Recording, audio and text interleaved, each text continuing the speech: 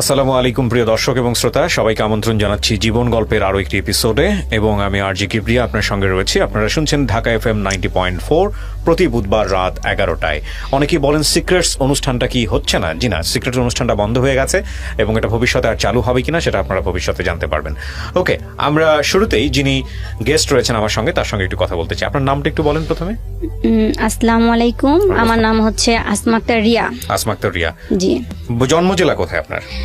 আমি অ্যাকচুয়ালি পুরান ঢাকায় জন্ম হয়েছি। পুরান ঢাকা বলতে পিলখানা যেটাকে বলে, বিডিআর 1 নম্বর গেট, ওইখানে আমার জন্মস্থান। আর আমার চাচা ফুপু যত রিলেটিভ আত্মীয় স্বজন আছে সবাই আমাদের ওইখানে স্থানীয়। আচ্ছা, এটা একটা। আরেকটা বিষয় যেটা সেটা হলো যে আপনার বয়স কত এখন আনুমানিক? এই তো 33 চলতেছে। 33 চলতেছে, ঠিক আছে। রিয়া হচ্ছে আপনার ডাকনাম? হ্যাঁ হ্যাঁ, রিয়া। ডাকনাম রিয়া। ঠিক আছে, শুরু করেন আপনি যেখান থেকে বলতে চান। ছোটবেলা বলতে বাবার আমি খুব আদরে একটা মেয়ে ছিলাম। কি করতে আপনার বাবা? আমার বাবা ছিল ফটোগ্রাফার। ফটোগ্রাফার ছিল। এই যে কি বলে আপনার এই স্টুডিয়াম আছে না আমাদের মিরপুর 2 নাম্বার, এখানে আব্বুর ছিল দোকান ছিল, স্টুডিও ছিল। হ্যাঁ, আর আমাদের পুরান ঢাকার আমাদের যে পিলখানা যেটা বলে বিডিআর 1 নাম্বার গেট, ওইখানেও আমার আব্বুর দোকান ছিল। আচ্ছা। তো আমার আব্বু মারা গেছে 2002-এ। তো আব্বু যখন মারা গেছে, মারা যাওয়ার পর থেকে এটা বোঝাই যায়, মানে কি বলবো, একটা বাবা থাকে সংসারের সবচাইতে মানে একটা ছায়া। কয় ভাই বোন ছিলেন আপনারা? আমরা 2 ভাই 2 বোন। আপনি বড় সবার? না, আমি টুইন। আমি আর আমার ছোট ভাই হচ্ছে টুইন। আচ্ছা আচ্ছা, আপনারা এক ভাই এক বোন হচ্ছে টুইন, জমজ যেটাকে বলি আমরা। হ্যাঁ, বলেন। আমি যখন ক্লাস 9-এ পড়ি তখন আমি আসছিলাম মিরপুরে বেড়ানোর জন্য আমার বোনের বাসায়। বোনের বাসায় বেড়াতে আসছিলাম। তো ওর সাথে আবার শাহালি প্লাজা মার্কেটে আমি যাই আমার বড় বোনের সাথে। হ্যাঁ, বড় বোনের সাথে মার্কেটে যাই। তখন আমার হাজবেন্ড, যার সাথে মানে আমি এখন সংসার করতেছিলাম এতটা বছর, তার সাথে আমার একটা ইয়েতেই দেখা হয়, শপিংয়ে দেখা হয়। তো ওই বসা ছিল। তো আমার বোনের সাথে আমি যখন ওই যে কসমেটিক এগুলো কিনতেছিলাম তখন ও আমাকে ফলো করে আর কি। তো তখন বয়সটা তো অনেক কম, ঠিক আছে।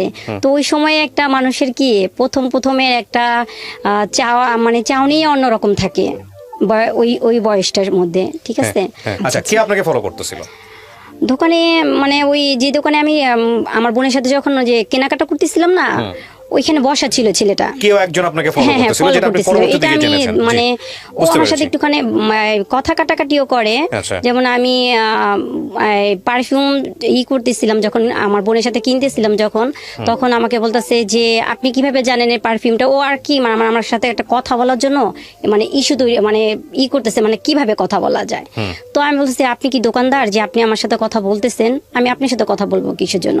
যে দোকানদার তার সাথে কথা বলবো, আর আমি আপনার সাথে কেন এই জিনিসটা নিয়ে করবো? বলে আমাকে বলতেছে বলেন না আপনি, ভালো লাগতেছে তো আপনার কথা। তুমি ভালো লাগলে তো আপনার সাথে আমি কথা বলবো না। তো আমার বোনকে বলতেছি কি চলো আপু এখান থেকে চলে যাই, এখান থেকে আর আমাদের কেনাকাটার কোনো দরকার নাই, ঠিক আছে।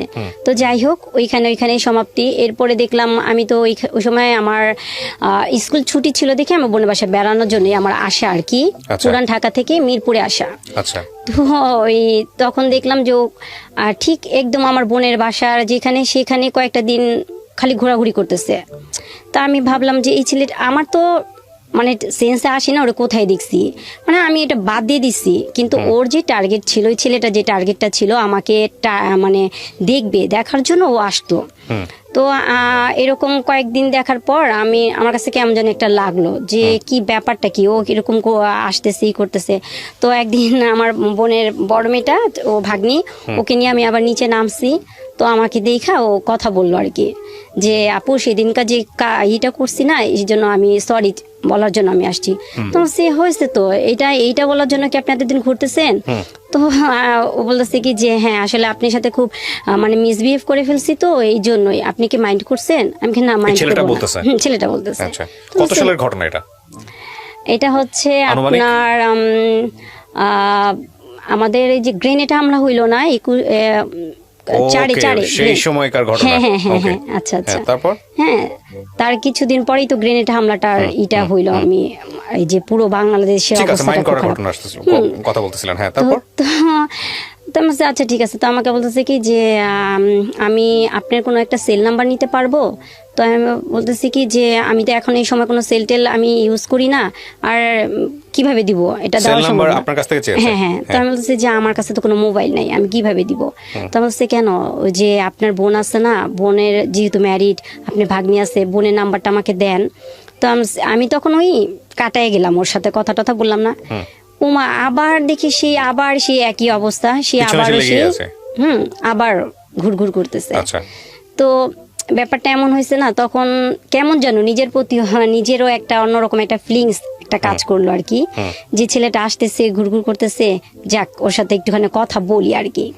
এইভাবে একটু কথা বললাম, কথা বলার পর তো আমি আবার কি করলাম, আমার বোনের নাম্বারটা দিইনি, আমি দিছি আমার এক ভাবির নাম্বার।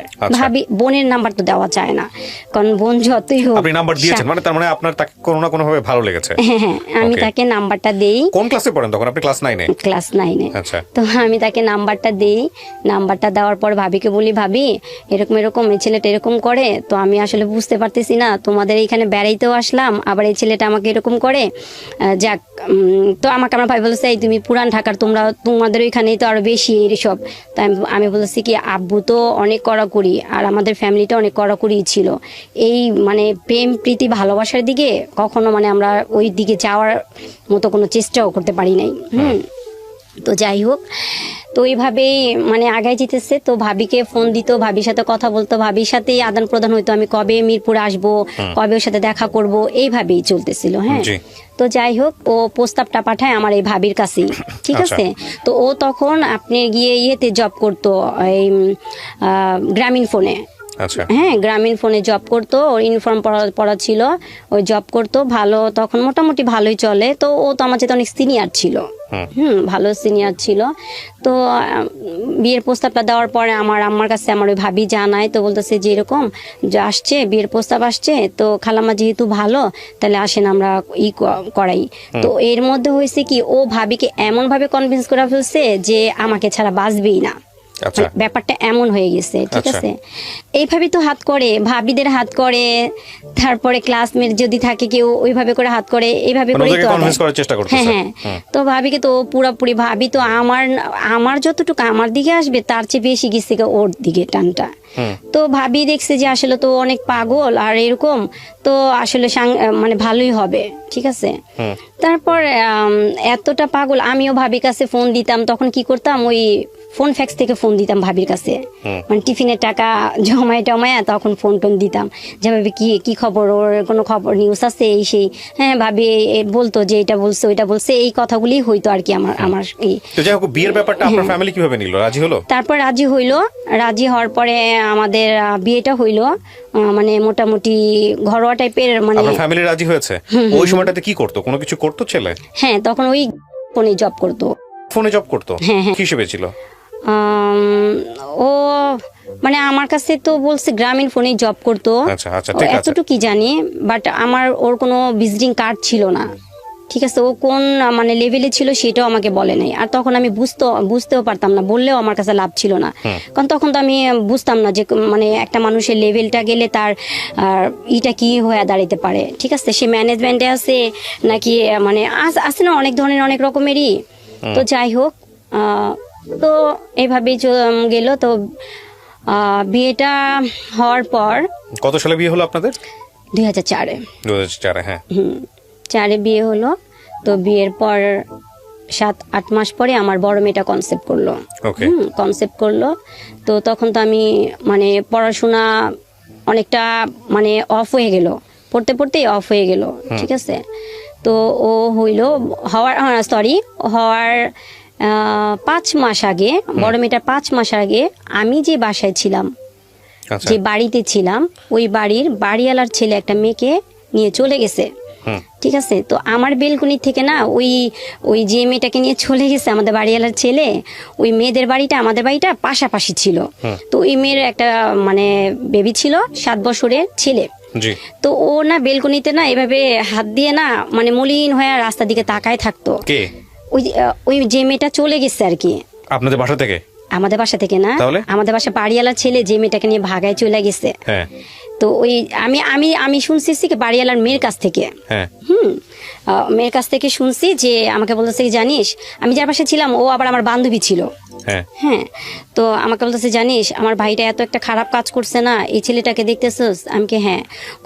ওর বোনটা না এই যে ওর মাটাকে নিয়ে না আমার ভাইটা চলে গেছে। আমি কাল্লা তুই কি বলোস? বাচ্চাটা মাশাআল্লাহ কি সুন্দর কিউট, এরকম ছেলে রেখা মানুষ কিভাবে পারে? পারে। আমি কি তাহলে বাবু ভাই কই? আর ওই আমার ওই বান্ধবীর ওর ভাইটার নাম হচ্ছে বাবু। আমি কি ভাইয়া কই? জানি না কোথায় আছে, বলতে পারি না। আমি তো প্রায় সময় না আমি বাচ্চাটাকে দেখতাম কি কান্না করতো, তো আমি আবার নামাজের পর যে দোয়া পড়তাম তখন ওই বেলকনির মধ্যে হাঁটাহাঁটি করতাম, যেহেতু আমার প্রেগনেন্সি অবস্থা, তখন ওই বেলকনিতে হাঁটতাম, ওই বাচ্চাটাকে দেখতাম, খুব খারাপ লাগতো। তো এর মাঝখানে আমার হাজবেন্ড 25 দিন একদম রাত্রে বাসা আসেই নাই। এটা কি বিয়ের পরের কয়দিন পরের ঘটনা? 7 মাস ওই যে আমার মেয়েটা বেবি তখন কি পেটে, তখনই অবস্থায়? আচ্ছা, হুট করে আসলো না? হ্যাঁ, আসে নাই, রাত্রে আসে নাই, এমনি দিনের বেলা আসতো, হঠাৎ আসতো। রাত্রে সে কি দোহাই দিত? হ্যাঁ, আমি বলতেছি।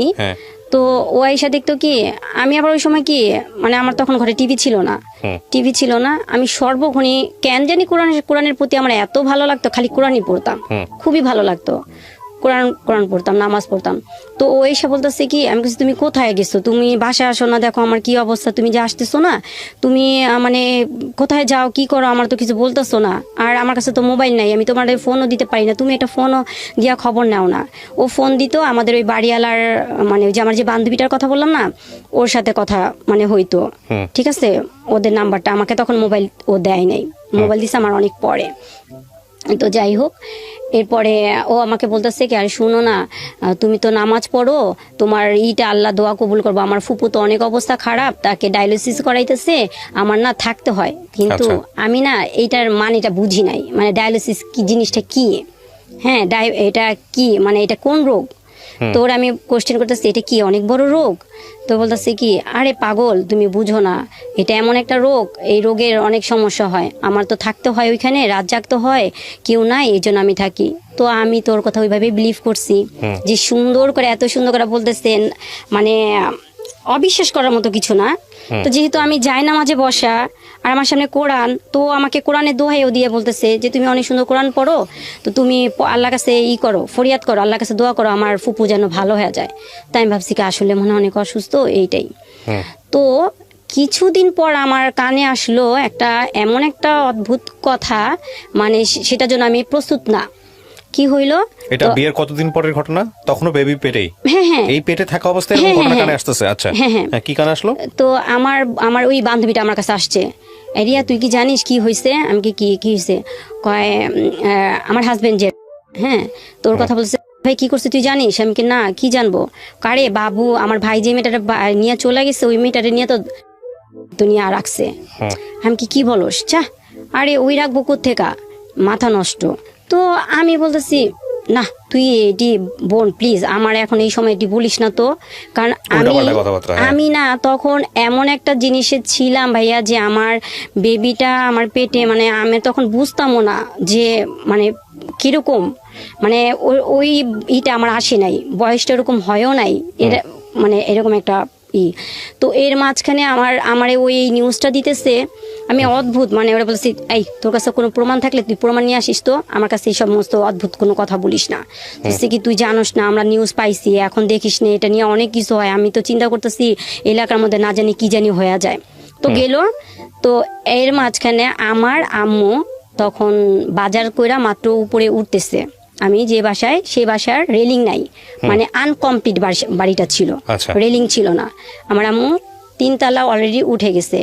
তখন কি হয়েছে, ওই যে মেয়েটাকে নিয়ে আমাদের বাড়িওয়ালা ছেলে চলে গেছে যে, তো ঠিক আছে, ওই বাবুকে তো আটকে রাখছে ওর বোন, ঠিক আছে, এখন ওই যে আমার আম্মু বাজার নিয়ে যে উঠতেছে না, তখন কি হচ্ছে, ওই মেয়ের মা আর মেয়ের হাজবেন্ড চলে আসছে, সিঙ্গাপুর ছিল মেয়ের হাজবেন্ড, সেও চলে আসছে বাংলাদেশে, তো দুইজনে একসাথে একত্রিত হয়ে উঠতেছে। তো আমার আম্মা উঠতেছে, পরে আমার আম্মাকে জিজ্ঞেস করতেছে, এই দাঁড়ান, আপনি কি রিয়ার আম্মু? তো বলতেছে কি হ্যাঁ আমি রিয়ার মা। আপনার কি হয়? বলতেছে আমার মেয়ের জামাই। আপনার মেয়ের জামাই কোথায় আছে? তো বলতো আমার আম্মা বলতেছে আমার আম্মাও জানে যে আমার ফুপু শাশুড়ি অসুস্থ, সেখানে আমার হাজবেন্ড আছে। তো বলতেছে যে কেন আমার সেটা সে কৈফত আমি আপনি কি দিব কেন? আমার মেয়ের জামাই আছে তার জায়গায় আছে, আপনাকে বলবো কেন? এই মহিলা, আপনি কি জানেন আপনার মেয়ের জামাই কি করছে? তো ওই কি বলে, ওই ওই মেয়ের হাজবেন্ড বলতেছে আপনার মেয়ের জামাই কি করছে আপনি জানেন? আপনি কি জানেন আমি কে? তো আমার আম্মা বলতেছে আমি কিভাবে জানবো, আমি কি আপনাদেরকে এর আগে কখনো দেখছি? আর আমাকে পরিচয় না দিলে, আর আপনারা তো একটা জিনিস বেয়াদবি করতেছেন, বলা নাই, জানা নাই, শোনা নাই, আপনারা এরকম ব্যবহার করতেছেন, এটা খারাপ করতেছেন না, আপনি পরিচয় দেন আমাকে। তো ওরা তো অনেক ক্ষিপ্ত, কারণ ওরা সবকিছু যাই না শুনে একদম রেডি হয়ে আসছে, যে এরকম বলতেছে যে আপনার মেয়ের জামাই আমার বউকে নিয়ে ভাগায় নিয়ে চলে গেছে। তো আমি তখন হ্যাঁ, আপনার বাড়িতে বিয়ের 7-8 মাসের পরের ঘটনা। হ্যাঁ। তো আমি গেটটা খুলে দেখতেছি খুব হট্টগোল, চিল্লাচিল্লি হইতেছে, মানে প্রচন্ড হাউকাউ।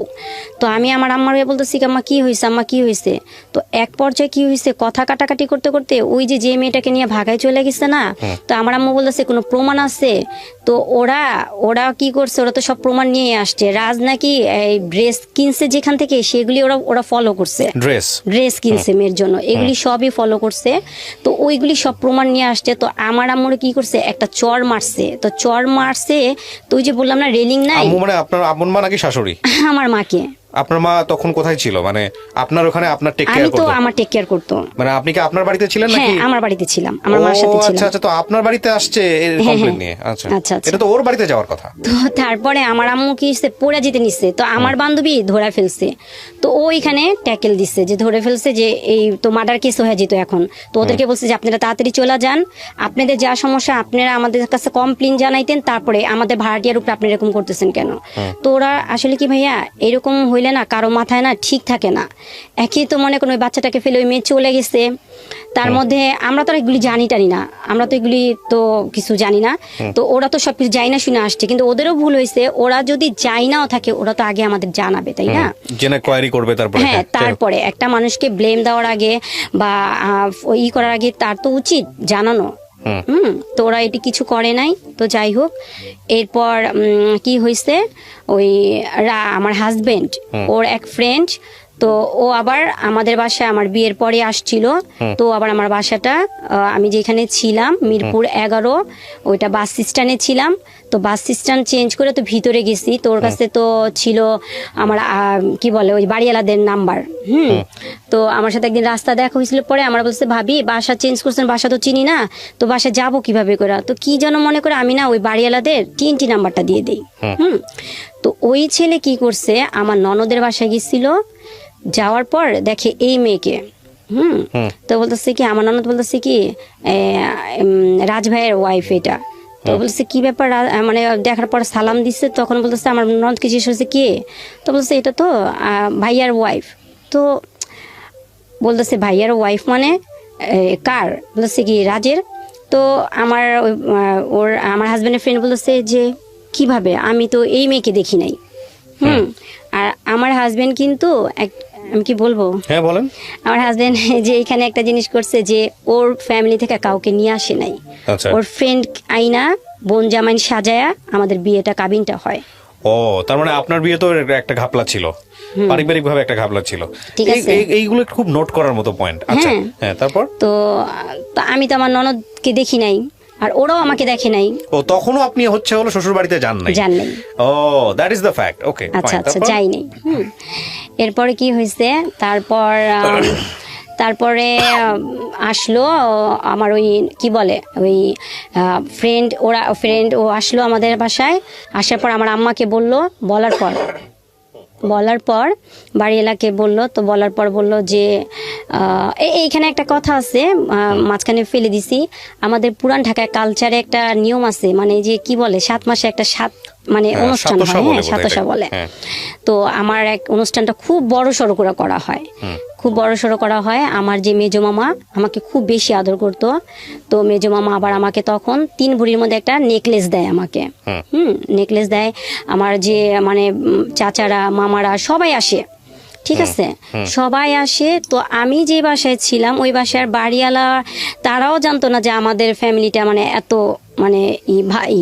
তো সবাই গাড়ি নিয়ে আসে, তো সবাই গাড়ি নিয়ে আসে। তো তখন থেকে আমাদের বাড়িওয়ালা না তখন আমাদেরকে একটু ভালো চোখেই দেখতো, যে না নর্মাল না, অনেক আছে না জি। তো যাই হোক, ভালোভাবেই তো সবকিছু চলতেছে। তো এর মাঝখানে যে রাজের যে এই প্রবলেমে যে জড়ায় গেছে, ও কিন্তু আমাকে কিছু বলে নাই, কিন্তু 25 দিন আসা যাওয়া করছে। দিনের বেলা, রাত্রে থাকতো না। এরপরে ওই যে ওর ফ্রেন্ড আমার বাসায় আসার পর তখন কি হয়েছে, তখন জানাজানি হইল।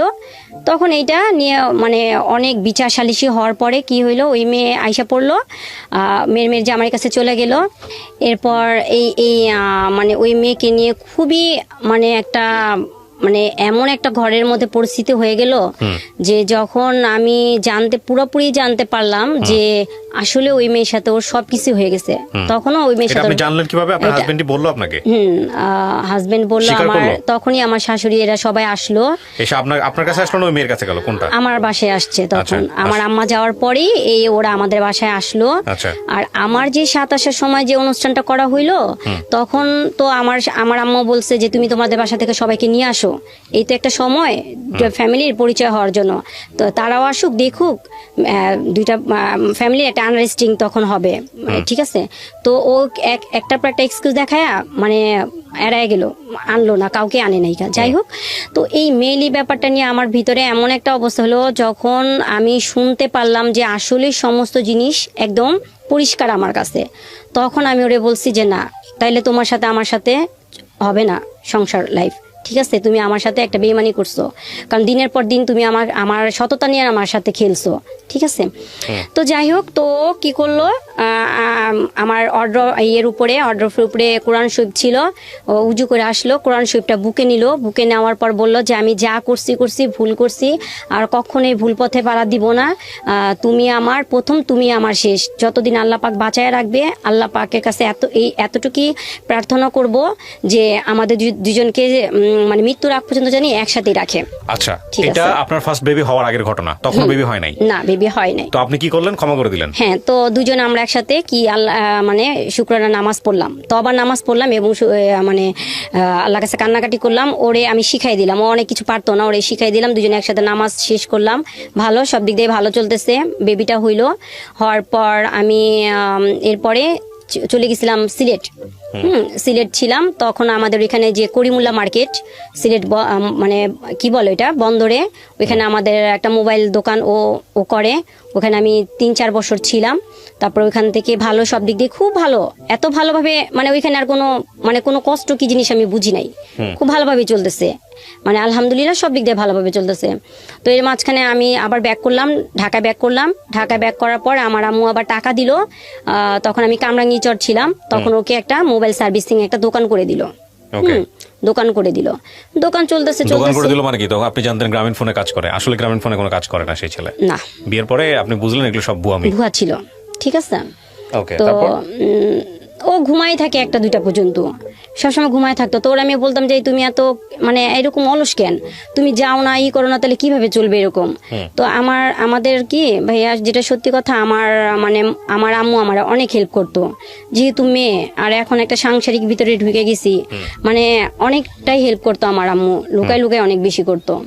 তো যাই হোক, মনে করেন এর মাঝখানে ও কি করলো, একটা রাজনীতি বিষয় নিয়ে ওইখানকারই লোকের সাথে লাগাই দিল, ঠিক আছে। কিন্তু এলাকাটা কিন্তু ওইটা আমার জন্মস্থান, ওইখানে কিন্তু আমাকে সবাই চিনে। তো এর মুখে শুনি, ওর মুখে শুনি যে ওর জামাই এরকম করছে, একটা জিনিসগুলি একটা খারাপ না। তখন কি করলাম, আমার আম্মুকে জানাইলাম। জানানোর পর আমি আবার মিরপুর ব্যাক করি, 11তে ব্যাক করি। সেই সময় ওই বাসার ভাড়া, মানে আমি যে চলে আসছি রানিং, মানে চলতেছে 12 তারিখ, ওই সময় চলে আসছি। তো ওই সময় তো বাড়িওয়ালা ছাড়বে না, ভাড়া টাড়া দিয়ে চলে আসে পড়লাম, এখানে এসে মানে থাকলাম। আর মানে ভালো মতোই চলতেছে। এর মাঝখানে কি বলে আপনার 2018-তে, এই যে 2018-তে চিকুনগুনিয়া জ্বর হইল, মানে পুরো দেশ তো অবস্থা অনেক খারাপ, ঠিক আছে। আমার হাজব্যান্ড একটা প্রবলেম আছে, ওর প্রত্যেকবার মানে বছরে 3-4 করে জ্বর আসে। আর এই জ্বরটা এমনই আসতো একদম 15-16 দিন, মানে কমতো না, 15-16 দিন থাকবেই তার জ্বর, ঠিক আছে। মানে এত খারাপ জ্বর, মনে হয় আমি মানে ডাক্তার দেখতাম না, ডাক্তারও বলতো কি এরকম কেন, 4-5 এরকম এসে পড়তো জ্বরের মানে তাপমাত্রা এরকম। তো জ্বর আসলে না, ও একদম পুরো বাচ্চাদের যেত খারাপ করতো, দেখা গেছে ওই বিছানা নষ্ট করে ফেলতো, বমি করতো, এই বমি আসতেছে। আমি বলছি দাঁড়াও কিছু নিয়ে আসি, কিছু নিয়ে আসতে ও খাটের মধ্যে বমি টমি করে ফেলছে, ঠিক আছে, ওগুলি আবার আমি পরিষ্কার করতাম, ওরে পরিষ্কার করতাম। তো এটা কষ্ট হইতো না?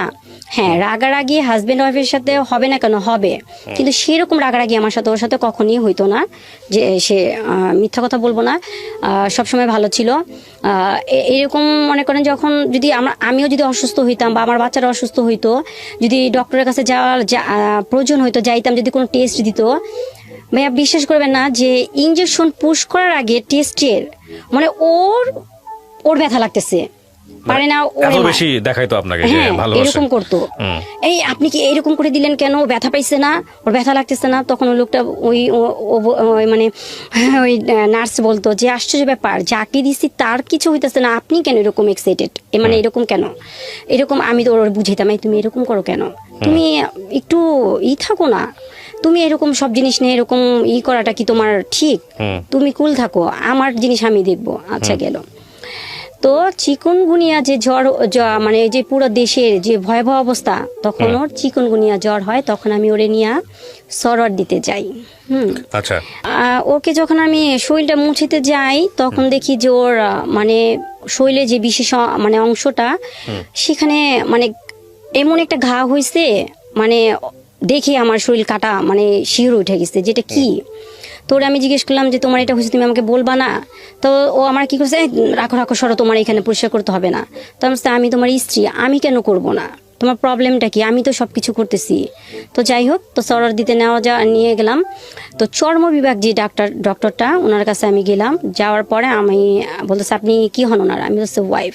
তো বলছে আচ্ছা একটু ওয়েট করেন, আমি দেখি। তো উনি ভিতর থেকে দেখে আসার পরে আমাকে বলতেছে যে আপনি কি ওনার ওয়াইফ? আমি বলছি হ্যাঁ। তো বলছে ওনার সাথে কি কোনো মেয়ের কোনো সম্পর্ক আছে? তো আমি বলছি না, কি বলেন, আল্লাহ মাফ করুক, আস্তাগফিরুল্লাহ, আমি বলতেছি। তো বলতেছে, তখন বলতেছি কি আপনি কি জানেন নাকি, আপনি আগে কথা বলতেছেন? আমি কি না, কেন, আমি ওর ওয়াইফ, আমি জানবো না কেন? তো তখন উনি না একটু রাগ হয়ে গেছে, ডক্টর মানুষ তো বলছে কি চেয়ারে কি আপনি বসা না আমি বসা? এখন উনি জানে কি প্রয়োজনটা ওইখানে পাইছে, আমি তো ভাই আসলে বুঝতে পারতেছি না। তুমি আমাকে বুঝায়, তখন খুব রাগ হয়ে গেছে, যখন আমি বারবারই ওরে মানে আমি আমার দিক দিয়ে আমার হাজবেন্ডকে আমি সাফাই গায়ে ওরে মানে ক্লিয়ার করার চেষ্টা করতেছি, কিন্তু ডক্টর তো ওনারা একটা ডক্টর মানুষ, ওনারা তো এমনি ডক্টর হয়নি, তাই না? ওনারা তো ওর প্রয়োজনটা দেখেই তো বুঝতে পারছে। তো আমাকে অনেকগুলি মেডিসিন দিয়ে দিল, কিভাবে ওয়াশ করতে হবে, কিভাবে কি করতে হবে, এবং আমাকে বলে দিল যে আপনি কিন্তু কোনো রকমই ওনার সাথে এখন মেলামেশা করবেন না। ঠিক আছে, ওনার ভিতরে যে কোনো একটা জিনিসের উনি কোথাও না কোথাও গেছে, সে খারাপ জায়গা থেকে ওর এই পয়জনটা আসছে এবং এটা হয়েছে। এটাকে আমরা এসটিডি বলি, যেটাকে বলি সেক্সুয়াল ট্রান্সমিটেড ডিজিজ, যেটা ডাক্তার উনি বললো, ওনার কথা যদি সত্য হয়ে থাকে আর কি। হ্যাঁ, ঠিক আছে। তো যাই হোক, তো আমি খুব মানে বাসা আসার পর না আমার ভিতরটা মানে তারপরও নিতে পারতেছিলাম না যে ওই কিরকম করে।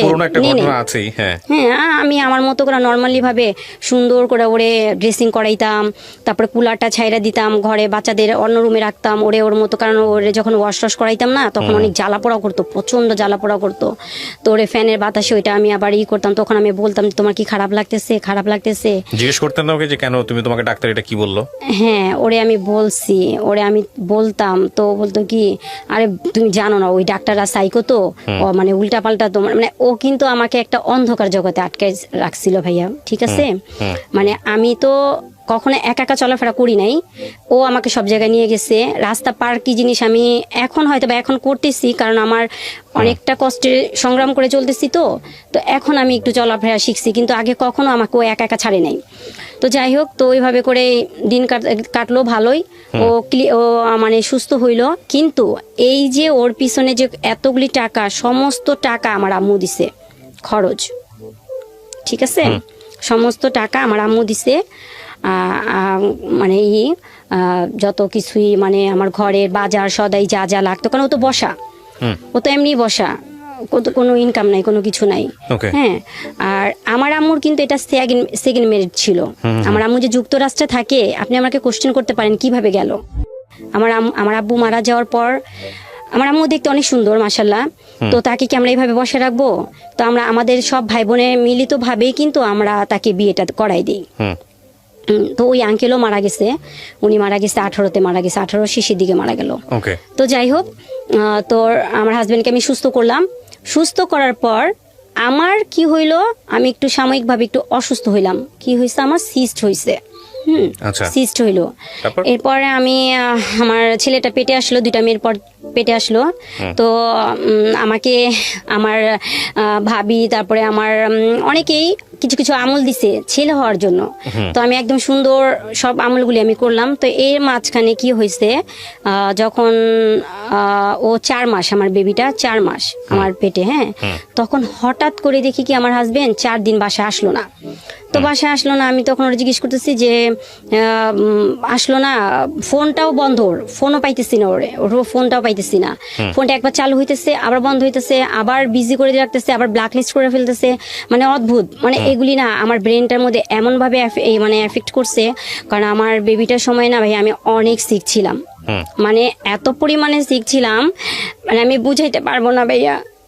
যে আমাকে ওরে বলছিল যে মানে হ্যাঁ ওনার শরীর অনুযায়ী বেবিটা বড় হয়ে গেছে, তো সাপোর্ট নিতে পারতেছে না, আগে 2টা তো সিজার, ঠিক আছে, তো একটা বেল্ট হয় না ওনাকে দিবেন, তো আমাকে বেল্ট হয় না, দেয়নি। আমি ওর না পেঁচায় পেঁচায় যতটুকু পারছি সেফ রাখার জন্য, যে আমার সেলাই যাতে না ছিঁড়ে যায়, ঠিক আছে। তো এর মাঝখানে ও যে এই কাজটা করছে না, আমার খুবই খারাপ, মানে মেন্টালিটি খুব আঘাত করছে। তো 4 দিন 5 দিন পর আসলো, আসার পর পুরো নর্মালি এখানে আমি আমার ননদের হাজবেন্ডকে জানাইলাম, ওদের সবাইকে জানাইলাম। ওরা বলতেছে থানায় জিডি করব। কোন হিসাবে জিডি করব? এটা তো কোনো কিছু আমি পাইতেছি না। আসলে ভাবি কার সাথে গেছে, আমি না ভাইয়া ওর কোনো ফ্রেন্ডের সাথে কথা বলতাম না, হ্যাঁ, ওই পর্যন্ত হাই হ্যালো ব্যাস সালাম দিতাম ওই পর্যন্ত। কিন্তু একটা আছে না, মানে ওর ফ্রেন্ডের সাথে কথা বলবো বা ওই কি করে না করে এইরকম কোনো টার্গেটটা আমার ছিল না। আচ্ছা, ছিল না। তো আমাকে সবাই জিজ্ঞেস করতেছে কিভাবে কি করা যায়। তো আমার আম্মা বারবার ফোন দিতেছে, মা তুমি তোমার দিকে তাকাও, বাচ্চার দিকে তাকাও, যেহেতু তোমার 2টা মেয়ের পর ছেলে আসতেছে, তুমি তো তোমার আব্বুকে হারাইছো, তো তোমার তো বাবা আসতেছে, তুমি এইখানে খেয়াল করো। তো যাই হোক, তো আসলো, আসার পরে সে নর্মালি ওয়াশরুমে চলে গেছে। 4 দিন পর আসার পর সে ডাইরেক্ট ঘরে ঢুকেই ওয়াশরুমে চলে গেল। তো আমি তখন আর ওর সাথে কোনো কথা বলি নাই, কেন ওর মতো ওরে ছেড়ে দিছি। এরপরে মাঝখানে আমার অবস্থাটা খুবই খারাপ হয়ে গেল। আমি ডক্টরের কাছে গেলাম, আমার ব্লাড টেস্ট আসলো, হিমোগ্লোবিন পয়েন্ট চলে আসছে 7। তো আমাকে বলে দিচ্ছে আপনি কিন্তু ডোনার ঠিক রাখেন, আপনি কিন্তু পজিশনটা কিন্তু খুবই মানে ক্রিটিক্যালি পর্যায়ে চলে আসছে। আর আমার হাজবেন্ডকে বললো আপনি একটু স্টিক একটু সময় দিয়েন, যেহেতু আমার রেগুলার উনি ডক্টর, সবসময় ওনার কাছে আমি দেখাই। তো ওকে বলে দিল যে আপনি কিন্তু ওনাকে কিন্তু ভালো মতো টেক কেয়ার করবেন, ওনাকে কিন্তু কোনো রকম মেন্টালিটি কিছু প্রেশার দেওয়া যাবে না, কারণ ওনার কিন্তু প্রেশার আপ ডাউন করতেছে, এতে কিন্তু বাচ্চার সমস্যা হয়ে যাবে। আচ্ছা গেল। তো এর মাঝখানে ও ঘরে ঢুইকা কথা বলতেছে, কার সাথে কথা বলছে আমি জানি না। তো আমার রুমে থেকে আমি এক রুম থেকে আরেক রুমে আসলাম, ও আমাকে দেখা রীতিমতো এমন একটা বিহেভ করলো, আমাকে বলতেছে কি মানে আমি বুঝলাম না, তুমি আসলে এরকম অশিক্ষিত মানুষ অশিক্ষিতর মতোই কাজ করে। আমি কি করলাম, আমি তুমি যে ঘরে ঢুকছো তুমি নক করে ঢুকবা না, তুমি এরকম করে ঢুকলা যে। তো আমি বলছি কি ব্যাপার, এটা তো আমার রুম, তো ঢুকলে কি হয়েছে, সব ঘরগুলি আমি গুছাই না, আমি তোমার কাছে আসছি। তো আমার শরীরটা না ভাইয়া খুব খারাপ লাগতো ওই সময়টা, মানে খুবই খারাপ যাইতো, মানে শরীর ব্যথা করতো, মানে কিরকম শুধু ওর তো কি করলো, উইঠাই ওর কানে থেকে হেডফোনটা ছিঁড়া ফেলাই দিল, মোবাইলটারে মানে ছুঁড়া মারলো, খাটের উপরে যেয়ে পড়লো। মানে সম্ভবত ওই মেয়ের সাথে কথা, যে মেয়েটার সাথে যে সম্পর্কটা মেয়ের সাথে কথা বলতেছিল আর কি, আমি তো তখন জানি নাই, আমি জানছি পরে। তো তখন ওরে আমি বলছি দেখো তুমি আমার সাথে তো এই ব্যবহার করা ঠিক না, এই সময় তোমার কিছু একটা হয়েছে, বলো না আমারে কি হয়েছে বলো, আমি তোমার কোনো দিক দিয়ে বিরক্ত করছি, করলে আমারে মাফ করে দিও। তুমি ইম্পর্টেন্ট কথা বলতেছিলা, তাহলে আমাকে তুমি বলতা, তাহলে আমি আসতাম না। তো আমি আর বলতে পারি নাই যে আমার একটু তোমার কাছে না থাকতে ইচ্ছা করতেছিল, এই জন্যই আসছি, কিন্তু সেটা আমি বলি নাই। আমি আমার মতো করে আমি আমার বেডরুমে চলে খুব কান্না করছি। তো এর মাঝখানে 2-3 দিন পরে সেই লোক আবারও 4 দিন আসলো না, 4 দিন আসে নাই। তো যখন আসছে আমি এর মাঝখানে আমার শরীরটা খুব খারাপ হয়ে গেল, ডাক্তারের কাছে আবার আমার বড় বোন আমাকে চেকআপে নিয়ে গেলো, আমার ননদ চেকআপে নিয়ে গেলো, খুবই অবস্থা খারাপ, ওর ফোন বন্ধ। তো আসছে ওর সাথে ওকে আমার ননদ এরা সবাই খুব বললো যে বকাঝকা করলো যে কি ব্যাপার আপনি ভাবির এই অবস্থা রেখে আপনি যে চলে যান, মানে কোথায় যান, ও ব্যাপারটা কোনো কিছু নেয় নাই। তো আমার আবার খুব রাগ লাগতেছে, ও আসুক ওর সাথে আমি কথা বলবো, এটা ওর ভাই বোন ওকে যা বলছে, কিন্তু আমি ওর সাথে ক্লিয়ার কথা বলবো, প্রবলেমটা ওর কোথায় যা দাঁড়াইছে। তোরে কথা বলার পর ও কি করলো, এক পর্যায়ে আমাকে খুব জোরে একটা ধাক্কা দিল, ঠিক আছে। তো ধাক্কাটা আমি যাই আমার কি বলে যে স্টিল আলমারির ওইখানে যায়, মানে পুরো শরীরে প্রেশারটা যায় না ভাইয়া, মানে এইভাবে আমি ধাক্কাটা খাইছি, ঠিক আছে, হ্যাঁ পড়ছি। তো ওইখান থেকে পড়ার পরে ছিল আমার এই যে ড্রেসিং টেবিলটা, ওইখান থেকে আবার ব্যাক করে ড্রেসিং টেবিলে এসে পড়ছি, ঠিক আছে। তো কত জোরে আমাকে ধাক্কা দিছে। তো ধাক্কা দেওয়ার পরে ও আইসা বলতেছে কি, বোঝো না যে আমি কি বলতে চাই, তুমি কেন আমাকে ডিস্টার্ব করো? তো আমি বলছি যে তুমি কি, মানে সেদিন খুব কথা কাটাকাটি হয়, এক পর্যায়ে দুই পর্যায়ে মনে করেন এমন অবস্থা হয়, তখন আমার প্রচন্ড মানে পেইন শুরু হয়ে যায়। তো আমাকে হসপিটালে নিয়ে যায়। এটা আমার থার্ড বেবি। ওকে, হ্যাঁ। Third baby. তো ডক্টরের কাছে যাই, যাওয়ার পরে দেখেই তো ডক্টর হতভম্ব, কারণ এখনো সময় আমার হয়নি, অনেক সময়ের বাকি। ওনারা আমাকে বলতেছে যে আমরা কিভাবে করাবো, এখন তো সময় হয়নি এই বাচ্চা তো আমরা টিকাইতে পারবো না। তো আমি বলতেছি যে আপনি কি কোথাও ব্যথা পাইছেন? উনি আমাকে বলতেছে যে আপনি এরকম সমস্যা হইতেছে, ব্লিডিং হইতেছে, অলরেডি আমার ব্লিডিং শুরু হয়ে গেছে, হ্যাঁ পানি টানি ভাঙতেছে, ব্লিডিং শুরু হয়ে গেছে। তো আমি বলতেছি, আমি তখন হাইড করতেছি, ডাক্তারের কাছে তো আর কিছু বলা যায় না, ঠিক আছে। তো ডাক্তার ওরে বললো যে আপনি খুব তাড়াতাড়ি 4 ব্যাগ ডোনার রেডি করেন, হ্যাঁ ওনার অবস্থা অনেক খারাপ, খুব তাড়াতাড়ি ডেলিভারি করাইতে হবে, এবং বাচ্চা খুব তাড়াতাড়ি ওরে ও যে ইয়েতে রাখতে হবে, কাচের রুমে রাখতে হবে, ঠিক আছে। তো এগুলি বললো। তো আমাকে সেদিন রাত্রে অবজারে রাখলো, যেহেতু আমার বাচ্চাটা 33 উইক, হ্যাঁ আনপ্রিপেয়ার বাচ্চা, ফুসফুসের কার্যকারিতাটা কিন্তু তখন হয় নাই। তো ওরে বলে দিল যে আপনি সকালের দিকে চলে এসে পড়বেন আমার এই হসপিটালে, ইসলামিয়াতে আমার এই হসপিটালে কিন্তু বাচ্চার এটার ব্যবস্থা নাই, আপনি অন্য কোথাও নিয়ে যেতে পারবেন, জাস্ট আমরা ডেলিভারির পরে বাচ্চাটা আমরা আপনার হাতে দিতে পারবো, এছাড়া আর কিছু করতে পারবো না, আর আপনি সকালবেলা চলে এসে পড়বেন। এটা আমার ডক্টর যে আমাকে দেখতো সে ওরে বলে দিছে। সেই মানুষ সারা রাত তার মোবাইল এঙ্গেজ, এখানে আমার মানে যতটা সময় চলে যেতেছে অতটা সময় আমার খুব মানে খারাপ পর্যায়ে চলে যেতেছে। যাই হোক, বেবিটা লাস্ট ফিনিশিং এ বাঁচাতে পারি নাই, মারা গেছে বেবিটা। মানে ওর এই আচরণের কারণে মানে খুবই দুঃখজনক। ওরে ডাক্তার বলছে 8:30টার দিকে আসতে, ও আসছে 2:30টার দিকে আসছে, তখন আমার অবস্থা খুবই খারাপ। কত সালের ঘটনা এটা? এটা 2019 সালে, 2 বছর আগের। হ্যাঁ খুবই অবস্থা খারাপ, মানে আমি নিতে পারতেছি না, অক্সিজেন চলতেছে কিন্তু আমার মানে টেম্পারেচার কমে যেতেছে। তো আমার বড় ভাই আমাকে বলতেছে কি, যে আমার মাথায় হাত বুলায় বলতেছে কি, আপুরে তুই একটু আমার দিকে তাকা, তুই একটু আমার কাছে বল, আমি তোরে নিয়ে যাই, আমি তোরে কোলে করে নিয়ে যাবো, তুই রাজের জন্য অপেক্ষা করিস না, তোর অবস্থা অনেক খারাপ। কারণ আমাকে নিয়ে বোর্ড মিটিং বসছে তো ডক্টররা, তো বলতেছে যদি এই রুগী মারা যায় তাহলে আমাদের হসপিটালের জন্য একটা খারাপ একটা রেকর্ড হয়ে যাবে, কারণ এখন পর্যন্ত এরকম রুগী মারা যায়নি, ঠিক আছে। তো আমার ভাইয়ের সাথে ওর রাজিকে তো পাইতেছে না, জানাবে তো হাজবেন্ডকে, এখন হাজবেন্ডও আসতেছে না।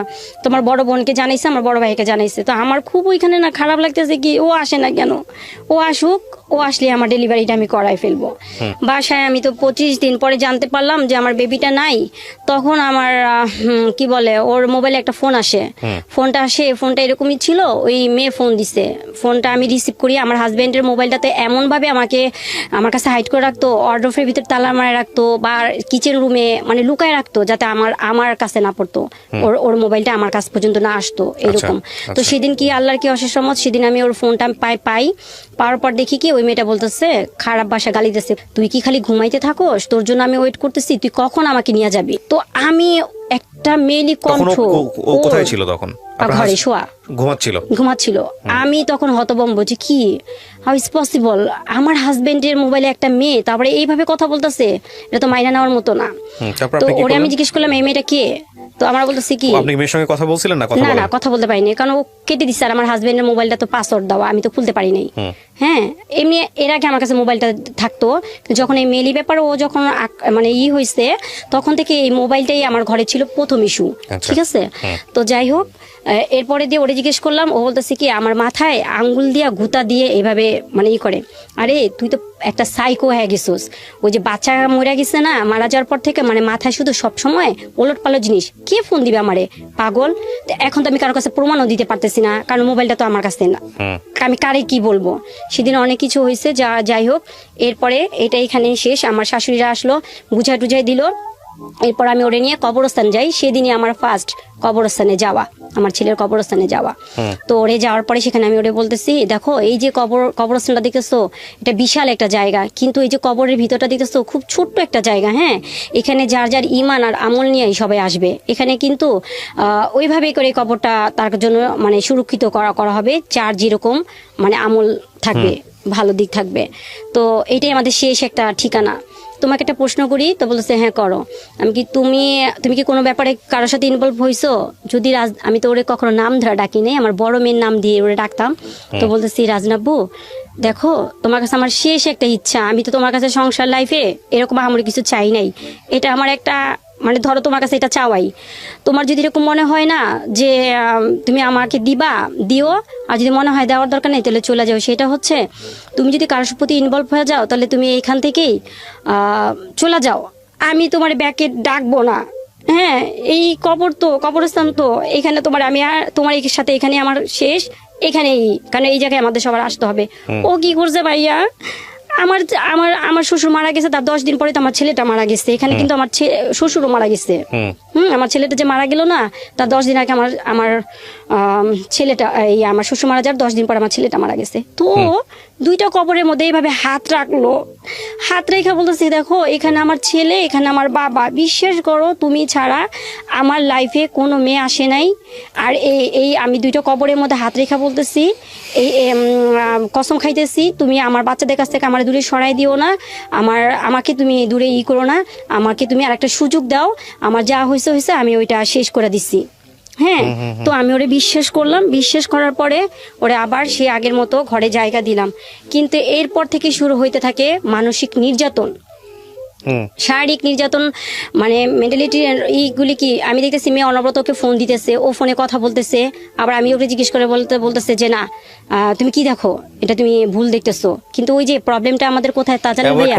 তারপরে কিছুদিন পরে দেখলাম ওর মানি ব্যাগে একটা লাভ লেটার, ঠিক আছে, ওইটা নিয়ে একটা শুরু হইলো দ্বন্দ্ব। এটা কি?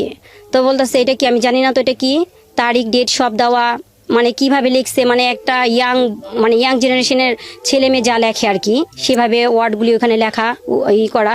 তো আমি ওরে বলতেছি, মানে দিনের পর দিন যেতেছে, ওরে বোঝার চেষ্টা করতেছি, দেখো তোমার 2টা মেয়ে আছে, হ্যাঁ, তুমি বাচ্চাগুলির দিকে তাকাও, তুমি ব্যাকে আসো, হইছে ভুল হইতেই পারে, মানুষ মাত্রই ভুল, তুমি ব্যাকে আসো, তুমি অন্তত বাচ্চাগুলির দিকে তাকাও, তুমি ওদের দিকে তাকায় তুমি দেখো, ওদের লাইফের কথা চিন্তা করো, তুমি এটা ফালায় দাও, ঠিক আছে। ওরে আমি কোনো রকমই এখানে ব্যাক করাইতে পারলাম না। ও রীতিমতো মনে করেন একটার পর একটা মানে এই মন চাইতেছে, ও আসতেছে না, মোবাইল অফ করে রাখতেছে, আবার আসতেছে, মানে প্রতিনিয়ত আমাকে মেন্টালি টর্চারিং, ঠিক আছে, যেটা আমি কারো কাছে প্রমাণ দেওয়ার জন্য একটা প্রমাণ যে রাখবো সেটা করতে পারতেছি না। তবে ও যে বাসায় আসে না, এইটা মানে সবাই এটা উপলব্ধি করতে পারতেছে। তো এর মাঝখানে আরেকটা জিনিস হয়েছে যে আমার বড় ভাইয়া আছে না, বড় ভাইয়া ওরে দরজা ভিড়ায়া 2টা পা প্যাচে, আমার বড় ভাইয়া বলতেছে, ভাইয়া আমি তো আপনার ওয়াইফের বড় ভাই, হ্যাঁ, যদিও আমি আপনার বয়সে ছোট, কিন্তু সম্পর্ক দিক দিয়ে কিন্তু আমি আপনার সম্বন্ধী। তো বাইরে একটা কথা বলি ভাইয়া, আমার বোন যদি কোনো ভুল করা থাকে তাইলে তারপরও একটা কথা বলি, এই ভুলের জন্য ওরে আপনি এরকম শাস্তি দিন না। হইতেই পারে ভুল আমার বোন করতে পারে আপনার সাথে, কিন্তু আপনি কি করতেছেন আমাকে একটু বলেন। আপনি কি কোনো মেয়েলি ব্যাপারে আটকায় গেছেন? যদি আটকায় যান তাহলে ভাইয়া আপনি আমার কাছে বলেন, আমার আম্মাকে দিয়ে আমি সমস্ত জিনিস আমি মানে করব। অনেক সময় হয় না ভাইয়া যে ওই মেয়ের সাথে ওর সাথে অনেক রকম সম্পর্ক হয়ে গেছে, ওই মেয়ে টাকার দাবি করতেছে, টাকা হইলে মিউচুয়াল হইলে সরায় ফেলায়, এরকম হয় না। তো আমার বড় ভাই পাটা পেঁচায় ধরা কাঁদছে আর বলছে, তখন আমার বলতেছে, হ্যাঁ মেয়ে তো আমার নামে মামলা করছে, আপনাদের 2 ভাইয়ের নামে মামলা করছে। তখন আমার ভাই বলছে, মামলা করছে মানে? হ্যাঁ আমাদের নামে মামলা করছে, এখন 4 লাখ টাকা লাগবে। পয়েন্টটা কোন জায়গায় গেছে, ও 4 লাখ টাকা লাগবে, 4 লাখ টাকা দিলে ওই মেয়ের সাথে ওর সাথে কাটছিট হয়ে যাবে, ঠিক আছে। তো আমার ভাই বলতেছে, এটা আবার কেমন কথা বলেন, তাহলে মামলা করলে তাহলে মামলার কাগজ দেখান আমাদের, মামলা করছে। আরে মামলা কাগজ কি আমাকে দেখাবে, ওই মেয়ে তো করছে, ঠিক আছে।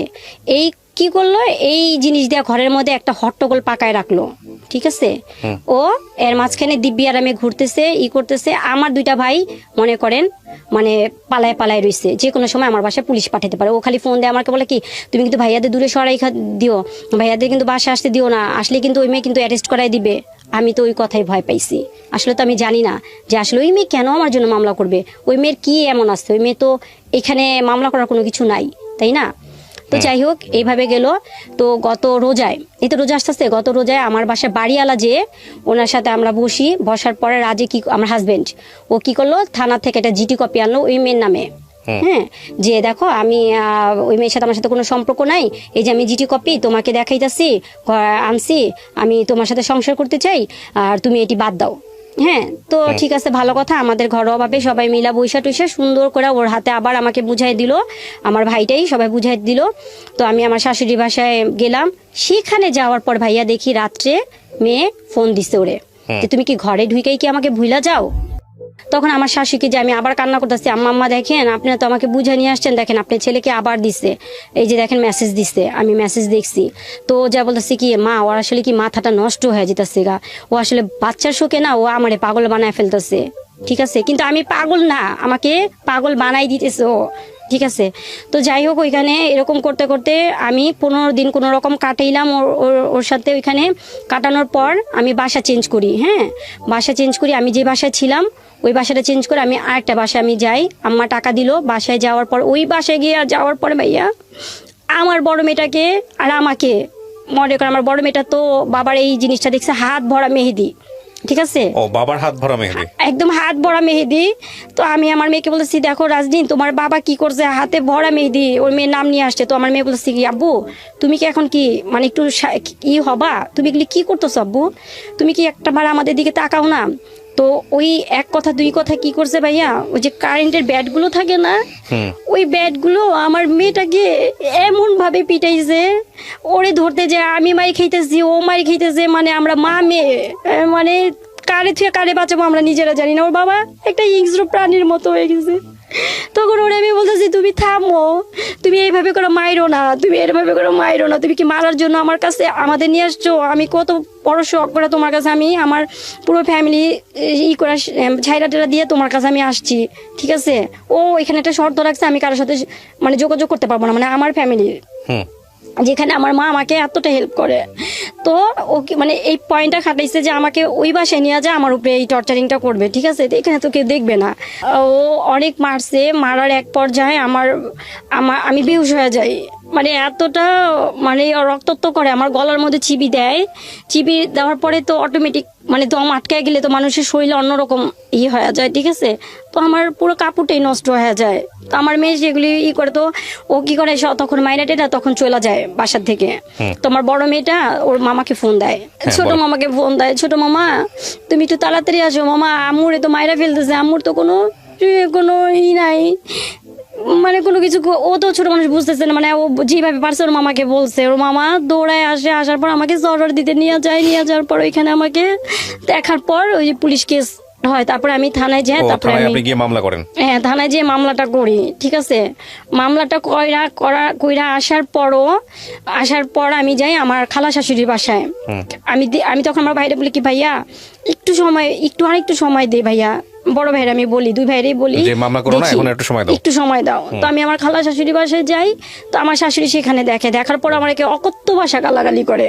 ঠিক আছে, অকথ্য ভাষা গালাগালি করে, এই তুমি এখানে আসছো কেন, বের হও, আমাদের মান সম্মান ধুইতে আসছো, এই করতে আসছো সেই করতে আসছো। কিন্তু এর মাঝখানে ওনার ছেলে যে টিকটক গুলি করতো, এই টিকটক গুলি আমার মেয়ে দেখছে আবার।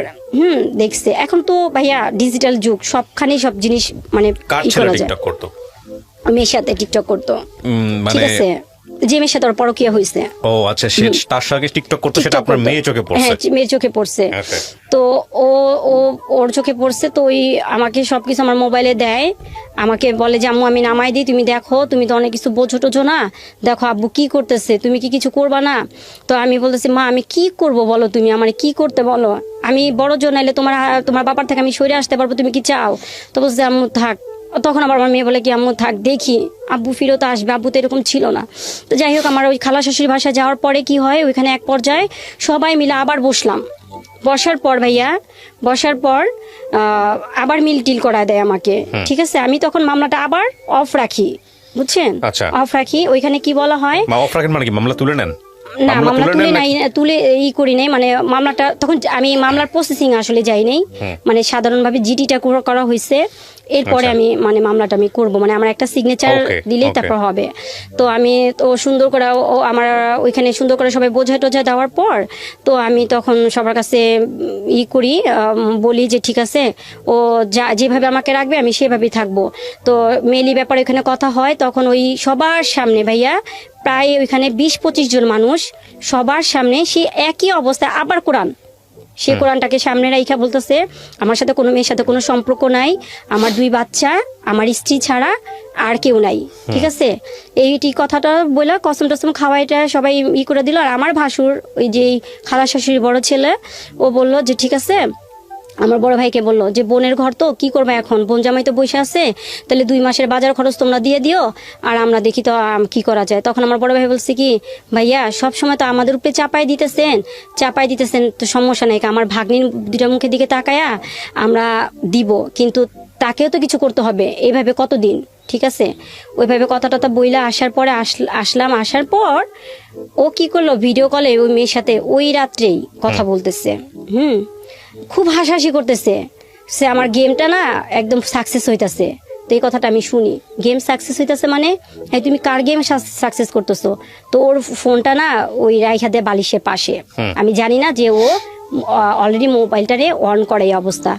তো আমরা বলতেছি কি এই শোন একটা কথা বলি তোরে, এই যে এত কিছু হইতেছে, তখন ল্যাঙ্গুয়েজটা কিন্তু পুরোপুরি চেঞ্জ।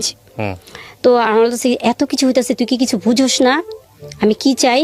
তখন আমার আবার ওই প্রশ্নটা করে, কি বুঝবো মানে কি চাও মানে? কয় শুনো আমি বিয়ে করছি, তুমি একটা কাজ করো, এই তুমি ওর কাছ থেকে আমার আনতে চাও?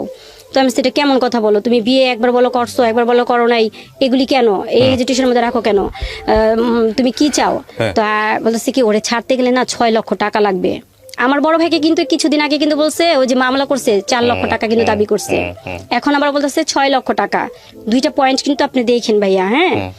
তো আমি বলতেছি 6 লক্ষ টাকা মানে এই তুমি কি পাগল হয়ে গেছো? আমরা খাইতে পারতেছি না, থাকতে পারতেছি না, আমি মার কাছে কিভাবে আর হাত পাতবো? বড় মুখ করে তোমার সাথে আসছি। কয় কি শোন আমার যদি পাইতে চাস 6 লক্ষ টাকা আন, কোনো ব্যাপার না, ওই মেরে আমি ফালাই দিব, তোরে আমি এই যে একদম রানীর হালে রাখবো। তো আমি বলছি কি শুনো আমার আছে না লবণ দিয়া ভাত খাওয়া, ডাল দিয়া ভাত খাওয়াও, আমি ওই মেয়ে না যে কারো কাছে যে কিছু বলবো, ঠিক আছে। তুমি কিন্তু এতদিন শুধু আমার ভালোবাসাই দিছো, বিনিময়ে কিন্তু তুমি কোনো অ্যাসেট আমাদের জন্য তৈরি করো নাই যেটা তুমি আমাদের জন্য ফিউচারে ভাইবা রাইখা দিবা। তো আমাদের তো অবস্থা এখন করুণ দশাই। তো আমি আমার কি স্বপ্ন দেখো, এই সব স্বপ্ন আমাকে দেখায়ও না, তুমি ওর কাছে আসবা কি আসবা না সেটাকে বলো। তো এক পর্যায়ে সেই রাত্রে ও মনে করেন রান্নাঘর থেকে বটি আনছে, ঠিক আছে, বটি আনছে, তারপরে ওড়নাটারে খুব ভালোভাবে করে হাতে পেঁচাইতেছে আমাকে। তো আমি তখন ওই দৃশ্যটা দেখার পর না আসলে ভাইয়া যে মানুষটা আমার এতদিনের লাইফ পার্টনার, একটা ভালোবাসার মানুষ ছিল, প্রথম তো ভালোবাসার মানুষ, তারপরে হচ্ছে সন্তানের বাবা, আমি কার বুকে মাথা রাখছি, কার সাথে সংসার করছি আমি নিজেই মিলাইতে পারতেছি না। যে আমার মানে বর্তমান প্রেক্ষাপটটা এমনই হইতেছে যে জিরো, আমি সব দিক দিয়ে মানে আমার মানে শেষ, ঠিক আছে। তো ওর ওই ভয়ঙ্কর ইটা দেখা আমি রীতিমতো আপসেট, ঠিক আছে, আপসেট। তো তখন এমন একটা হয়েছে যে মানে ও অলরেডি আমারে মারবেই। তো তখন ওই সময় কোনো রকমই করে ঠান্ডা করলাম, ঠান্ডা করার পরে ওই যে পরে আবার যে আমার মেয়েটা যখন যে টিকটকটা দেখলো না, টিকটক নিয়ে যখন কথা বললো, কথা বলার পর তখন ওই যে আমাকে আর আমার বড় মেয়েটাকে মানে বেধম পিটায়, ঠিক আছে, মানে খুবই মারে। তো ওরে তখন মারার পর আমি ওরে বলি যে তুমি শিয়ানা মেয়ের গায়ে হাত উঠাইছো, তুমি কি জানো এটা কত বড় খারাপ কাজ করছো বাবা, হ্যাঁ যে মেয়েটার গায়ে হাত উঠাইছো। ভাইয়া আমার মেয়েটাকে দেখলে আপনি বলবেন যে বলা ঠিক না, মানে আল্লাহ পাক আমার 2টা মেয়ে মাশাআল্লাহ অনেক সুন্দর করে বানাইছে। আর আমার হাজবেন্ড আমাকে বলে যে আমি দেখতে সুন্দর না, ওয়েস্টার্ন কালচারে চলাফেরা করতে পারি না, অশিক্ষিত মহিলা। তো এতদিন পর, এত বছর পর যে আমাকে এই ব্লেমগুলি দেয়, তো তখন কই ছিল? তা আমাকে বলতো একটা স্ত্রী তার স্বামীর জন্য সব কিছু করতে পারে, তাই না, সব কিছু করতে পারে, তখন আমাকে বলতো। কিন্তু তাই বলে এই না ও আমাকে আমার বাচ্চাগুলিরে নর্দমায় ছুঁড়া ফালাই দিয়ে ও একটা শুভাকাঙ্ক্ষীর জন্য ও সবই শেষ করে দিবে। ও এইটা শুধু করে নাই, এর মাঝখানে ও আরো একটা পয়েন্ট করছে, দালালি করছে, মানে দালালি বলতে কি, আমার আম্মু তো বাইরে না, তো ওরে জায়গা কেনার জন্য টাকা দিছে, সেই টাকাটা ও মাইরা দিছে। ঠিক আছে, বড় ভাইকে সাউথ আফ্রিকা পাঠানোর জন্য 12.5 লক্ষ টাকা, সেটাও মাইরা দিছে। ঠিক আছে, তাও আমার আম্মু সবই মাইনা নিছে যে চাক টাকা আজ আছে কাল মানে ঝড় ভাটা এই আছে এই নাই। হ্যাঁ, আল্লাহ পাক দিতে কতক্ষণ, আমার নাতি নাতকরা ভালো থাকলেই হয়েছে সবচেয়ে বড় জিনিস। আপনি আপনাকে আমি কিছু কোশ্চেন করি, আমি গল্পটা আপনারা এতক্ষণ ধরে যারা শুনছিলেন আমি জানি তাদের ধৈর্যচ্যুতি ঘটবে শেষের দিকে এসে। কয়েকটা প্রশ্ন আমি করি আপনাকে, আপনি যদি একটু উত্তর দেন। আপনি আমাকে যখন এই অনুষ্ঠানটা আমি শুরু করি তখন আপনি আমাকে কিছু ভিডিও ডকুমেন্ট দেখাচ্ছিলেন, বিশেষ করে একটা ভিডিও খুব সেন্সিটিভ যেটা আপনার হাতে এসছে, এটা কার মাধ্যমে এসছে আপনার কাছে? এটা অনেকটা ছিল শর্ট শর্ট করে ইমোতে পাঠাইছে মেয়েটা আমাকে। মেয়েটার সঙ্গে আপনার কথা হয়? মেয়েটা আমার সাথে কথা হয়েছে যখন আমার হাজবেন্ডকে অ্যারেস্ট করাই দিলাম তখন।